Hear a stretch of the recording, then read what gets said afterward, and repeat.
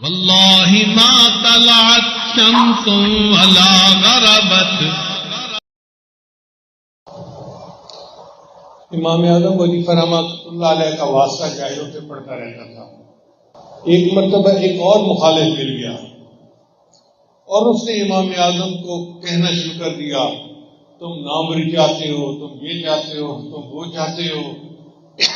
وہ کہتا رہا، آپ سنتے رہے، چلتے رہے، سنتے رہے، چلتے رہے، حتیٰ کہ آگے وہ بستی آ گئی جہاں آپ کا گھر تھا. امام اعظم کھڑے ہو گئے. اس نے پوچھا کھڑے کیوں ہو گئے ہیں؟ حضرت نے فرمایا کہ اس بستی میں میرے بہت سارے شاگرد ہیں،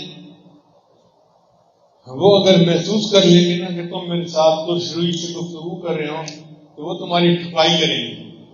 اس لیے میں کھڑا ہو گیا ہوں کہ تم نے جو کہنا ہے کہہ لو. اب وہ کتنا کچھ اور کہتا، تھوڑا کچھ اور کہہ کے پھر چپ ہو گیا.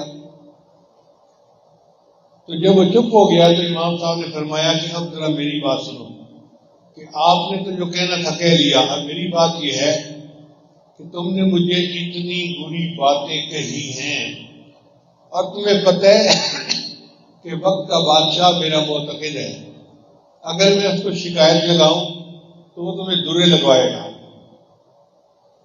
مگر میں شکایت نہیں لگاؤں گا.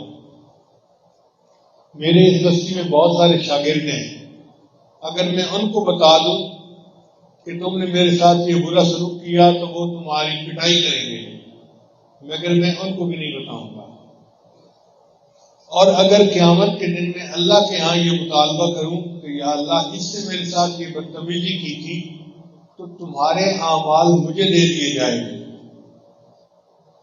مگر میں ایسے بھی نہیں کروں گا. اب وہ بڑا حیران کہ میں تو ان کو پتہ نہیں کیا سمجھتا تھا، اور یہ تو کہہ رہے ہیں کہ میں قیامت کے دن مطالبہ بھی نہیں کروں گا. اور آخر پر امام صاحب نے فرمایا، میری آخری بات سن لو، کہ اگر قیامت کے دن اللہ نے میری مغفرت کر دی تو میں وعدہ کرتا ہوں تمہیں ساتھ کیے بغیر جنت میں نہیں جاؤں گا. اگر قیامت کے دن اللہ نے میری مغفرت کر دی تو میں وعدہ کرتا ہوں تمہیں ساتھ کیے بغیر جنت میں نہیں جاؤں گا. یہ بات سن کے وہ قدموں میں گر گیا، توبہ کی اور اللہ نے اس کو ہدایت عطا فرمائی.